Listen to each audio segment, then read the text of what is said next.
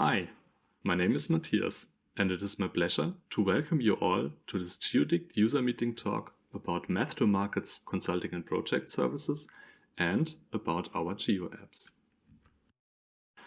A short remark to my person: as head of consulting and projects at Math2Market, I'm responsible for the coordination of our project activities. So let's have a look on our agenda. Firstly, I would like to provide you with an overview about our consulting and project services we offer for Geodict and beyond Geodict. Secondly, I would like to give you an overview about our R&D activities with our partners, where we develop the next Geodict features for you. And last but not least, I would like to talk about the concept and give you an overview about our Geo apps. Math2Market is providing some powerful apps for your application field, and we also provide you with everything you need to create your own powerful tools for customization, automation, and for linking Geodict to your already existing toolchain. Let's start with our consulting and project services. Our application specialists and engineers are offering different types of projects and services that we tailor-suit to your needs. New clients often first need a proof of concept. That's why we start with a joint workflow validation, where we validate and implement an individual Geodict workflow in a pilot project. Math2Market has application specialists for a variety of different applications: batteries, fuel cells, digital rock physics, oil and air filtration, composites, foams, and many, many more. For all these applications, we can offer scientific consulting around Geodict. We are also happy to help you with customization. We customize Geodict to your needs, and we help you with automation. We are also happy to extend your capacities if you need it. We offer digital material design as a service. And we are also active in many R&D projects with clients and partners. We know that building up a workflow for digital material design is a complex task. In addition to our first-class technical support, our documentation, and our self-learning material, we offer 4 easy steps to your individual digital material design solution. First, we can train you and your team on the job. Then, we can run a pilot project with you to validate and implement your individual workflow. Afterwards, we offer consulting to support you with our knowledge and experience. And of course, we are happy to help you with further customization to get your workflow even more efficient. So maybe you are new to Geodict, or you want to extend the usage of Geodict to new application fields? Don't hesitate to contact us. A typical timeline could look like this. After you contacted us, our application specialists are meeting with you in person or online to understand what you would like to do. Then we draft a proposal for you how to best tackle the challenges together. Usually, this then starts with a Geodict training for you and your team, including a Geodict training license. Afterwards, we directly start with a pilot project that usually lasts for 1 to 3 months, including a project license. During this project, we will have regular meetings with you to follow up on the progress. And of course, you'll receive a project documentation and report that includes the validation of your workflow. Afterwards, we help you to make the right decision for your license lease, and we support you further with our consulting. So together with so many of you, we already successfully set up a digital material design workflow. And from some of you, we got really great feedback that made us very proud. No matter if it's a workflow for digitally designing batteries, or if it's about analyzing rock cores, or if it's, for example, about designing a better filter. Everything is possible with GeoDict, and we can do it together. Let's move on with the second part of my talk. Let's talk about the R&D activities of Math2Market. As I said in the beginning, we mainly use the R&D projects to strengthen our knowledge and to transform our knowledge into new GeoDict features that will help you to design better materials. In the public R&D project Solved, we have teamed up with our project partners from the ETH Zurich. Our aim was to develop the prototype of the BatteryDict degradation module, which has now been included into the new GeoDict 23 release. With BatteryDict degradation, we now offer a very powerful tool to understand and to reduce mechanical stresses and failure due to volumetric changes during battery cycling.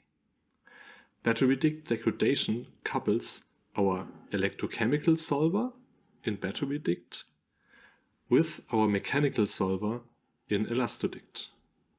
BatteryDict degradation then can simulate the local expansion based on the local change in concentration during battery charging and discharging.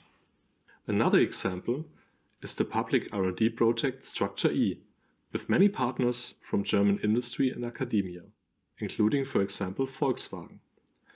In this project, we greatly improved the capabilities of GeoDict to model battery electrodes.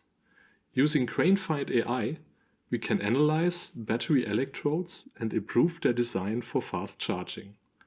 And we did this together with our project partners. For instance, here you see how we identify single grains in a graphite battery anode, which has been micro-embossed. Here you can see the embossing holes. With GrainFind, we can then analyze the orientation of the grains close to the micro-embossed holes. And then we can evaluate the influence of this effect on the battery performance.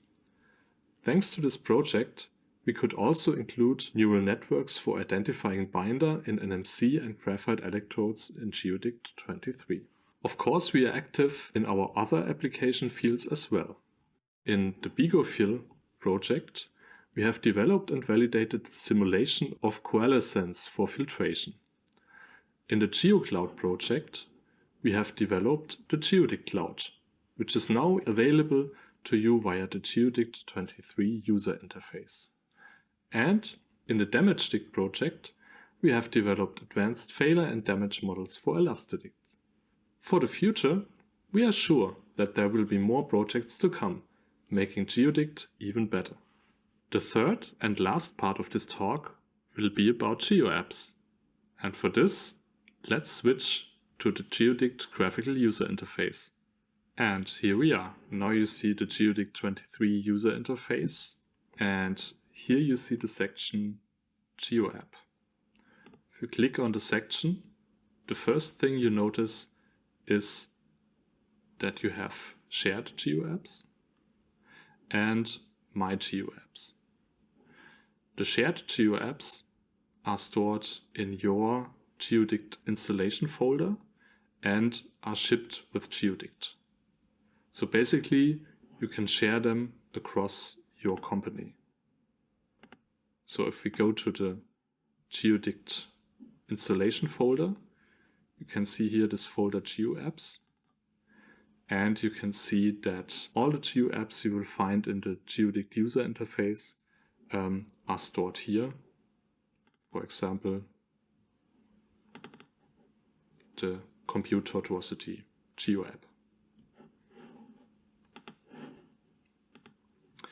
And My GeoApps are your personal GeoApps that are stored in your Windows user folder. In your personal folder here, you have this GeoDict 23 folder, and here you have this folder My GeoApps. And here you can store your personal GeoDict apps. I created a folder here, GeoDict User Meeting 23, and put in here a little Hello World Python script.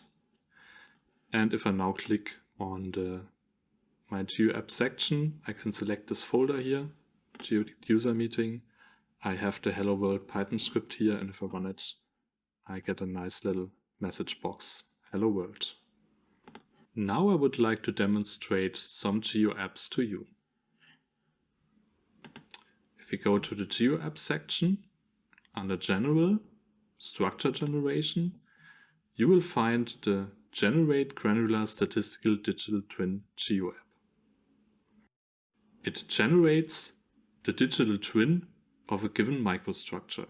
The digital twin has the same geometrical and physical properties than the original. For example, if I load here the segmented microstructure of a CT scan of a graphite anode battery, I can run the digital twin GeoApp to generate the digital twin. Because the GeoApp has quite a long runtime, I just show you the result. The result looks like this. And to prove that it has the same physical and geometrical properties, let's have a look on a slide.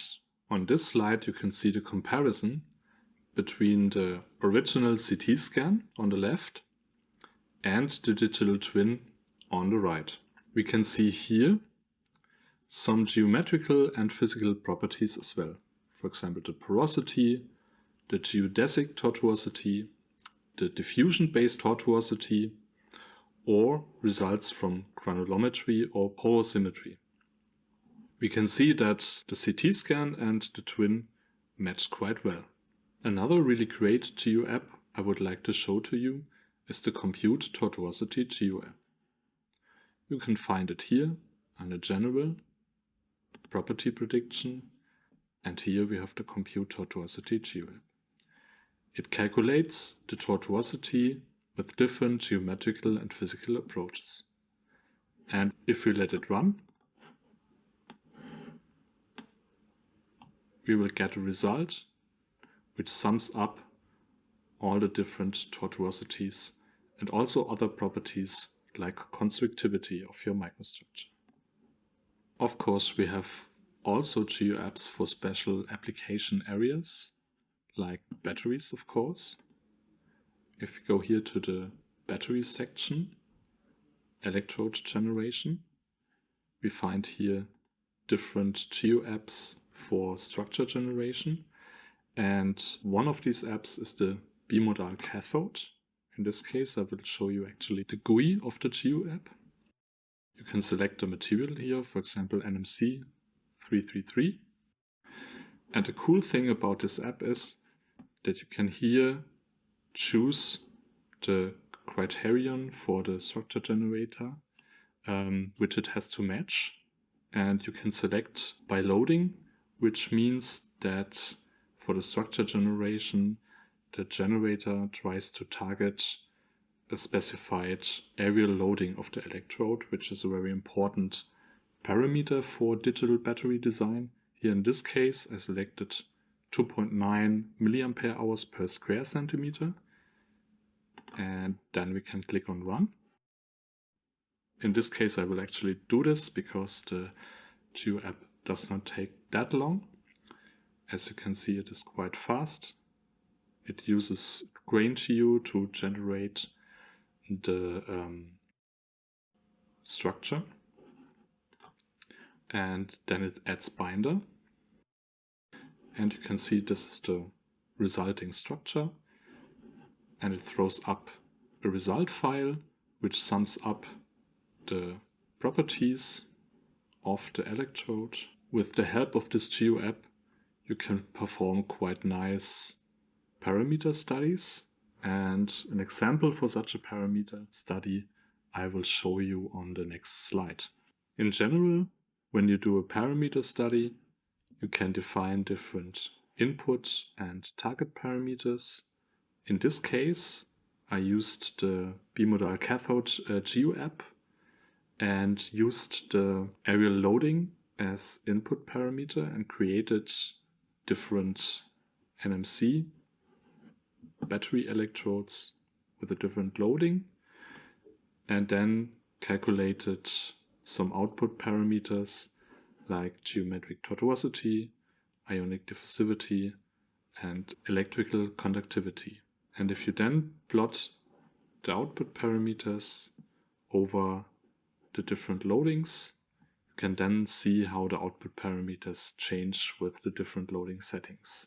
Another important thing I would like to point out to you is that you can open each macro file for each of the GU apps. Here you can see and browse the GeoPython code, and you can learn how to create your own graphical user interface for your GU app, or how to write a result file.